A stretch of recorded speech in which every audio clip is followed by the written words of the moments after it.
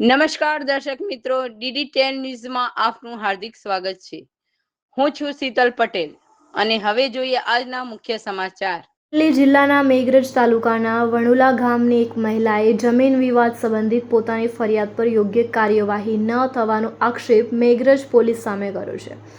વલુણા ગામના રહેવાસી ઇન્દુબેન ચંદુભાઈ કલાસવાએ જણાવ્યું કે તેમની ખાતા નંબર 322ની જમીન બાબતે કેટલાક લોકો દ્વારા અવરોધ ઊભો કરવામાં આવી રહ્યો છે, જેના કારણે તેમને પોતાની જમીન જવા આવવામાં મુશ્કેલી પડી રહી છે। આ મામલે તેમણે રતિલાલ ચંદુભાઈ કલાસવા સહિત 7 વ્યક્તિઓ સામે આક્ષેપો સાથે તારીખ 4/6/2026ના રોજ મેઘરજ પોલીસ સ્ટેશનમાં લેખિત અરજી આપી હતી।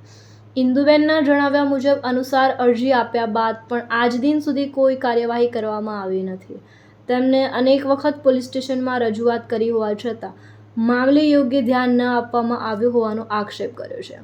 મહિલાએ જણાવ્યું છે કે ફરિયાદના નિકાલમાં વિલંબ થતાં તેઓ માનસિક રીતે પરેશાન થઈ રહ્યા છે।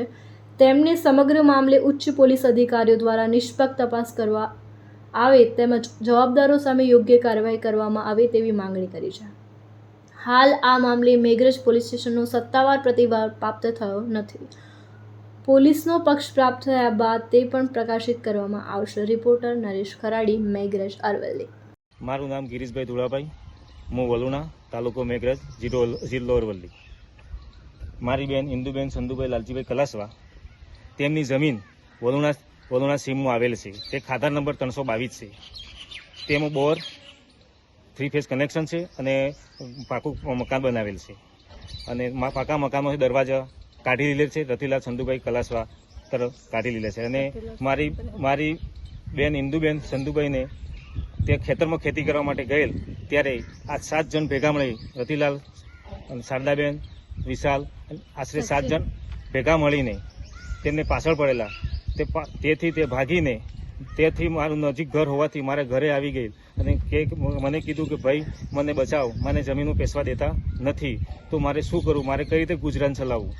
તો મેઘરજ પોલીસ સ્ટેશનમાં 4/6/2026ના રોજ લેખિતમાં ફરિયાદ આપેલ છે અને એમને ઓસીમાં સહી કરાવેલી છે। મેઘરજ PSOને ઓસીમાં સહી કરાવેલ છે અને મેઘરજ પોલીસ સ્ટેશન 2 વાર અવારનવાર બોલાવવામાં આવેલ છે, પણ પોલીસ આજે આવો કાલે આવો ધક્કા ખવડાવવામાં આવે છે અને અવારનવાર રજૂઆત કરતો તો કોઈ ન્યાય ના મળે તો મારી બેન અને હું પોતે સાથમાં અરવલ્લી SP કચેરી જવા માટે અમે સાહેબશ્રીને ભલામણ કરીશું અને યોગ્ય ન્યાય મળે તે માટે અમે SP સાહેબની બી રજૂઆત કરવાના